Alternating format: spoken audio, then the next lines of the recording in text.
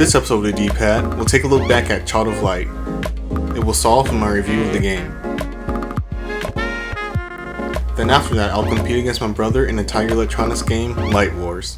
All of this coming up right here on the D-Pad. Brad Davis present.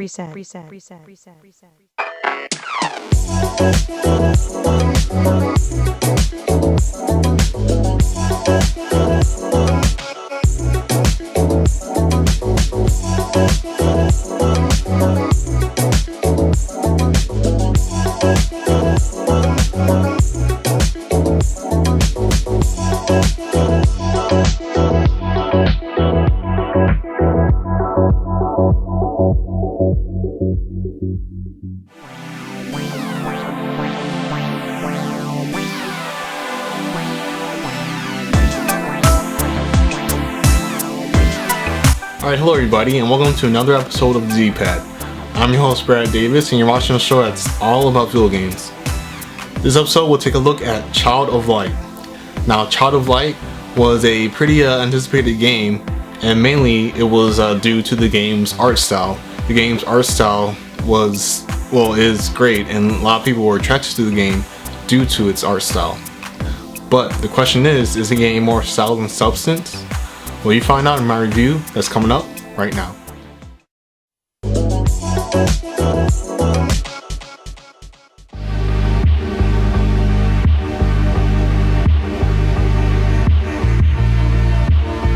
I was interested in Child of Light shortly after the game was revealed. The art style greatly attracted me to the game since Child of Light looks very different in comparison to the majority of games being released today. Its art style reminds me of the PS2 game Okami, but in 2D with an overall smoother, more detailed look with more colors. Child of Light just simply looks fantastic. But while I was always attracted to the game's art style, I wondered how much I would like Child of Light before playing the game.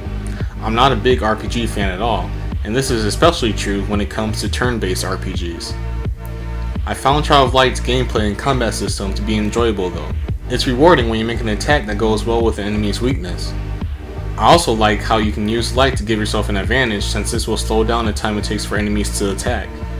Speaking of using light in really effective and or unique ways, Child of Light has many moments outside of combat in which you'll use light too. I found these moments pretty unique and clever.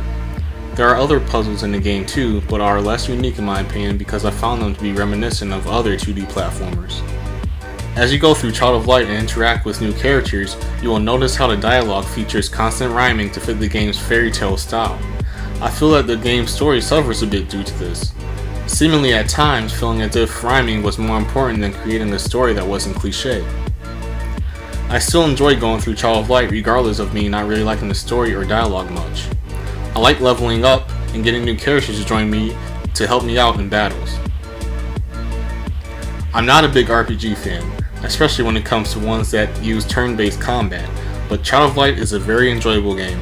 It has a fantastic art style, it plays well, and there's many rewarding moments in the game. Child of Light's cliché story and pretty childish in-game dialogue was easy for me to dismiss because of that. Child of Light is one of my favorite games of this year and is one of the only turn-based RPG games that I actually enjoyed playing.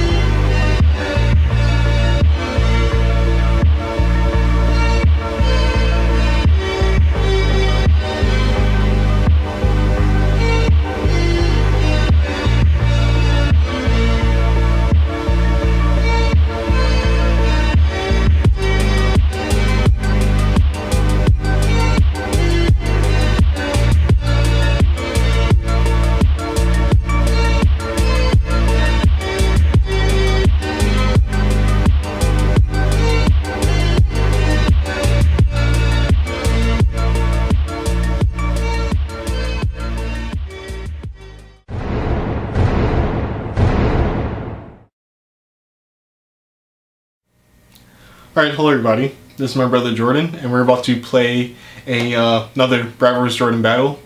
We usually do video games, but this time we're going to play the Tiger Electronics Light Wars game.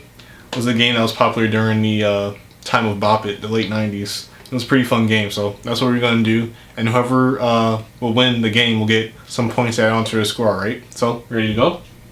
Alright, let's do it. Alright, so here's Light Wars. Let me explain the rules to you guys. There will be a light flashing around here. And the object of the game is to get the light inside one of these red areas here.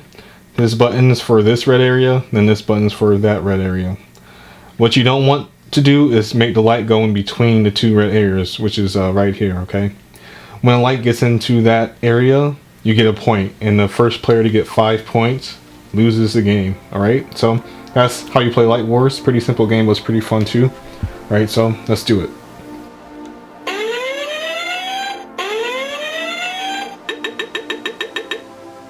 Alright, 2 players. Alright, here we go.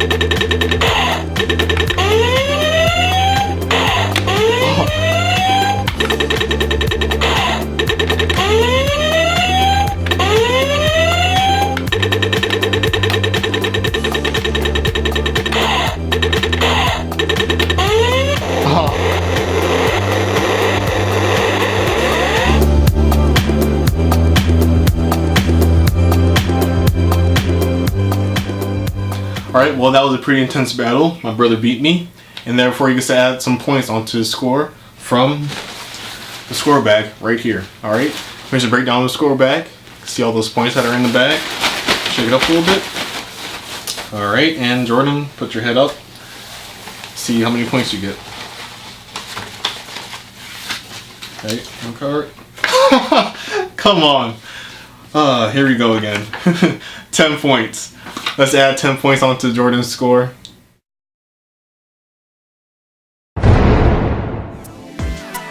Alright, and that's another edition of the D-pad. Jordan got 10 points again. I still can't believe it since he already got 10 points this season.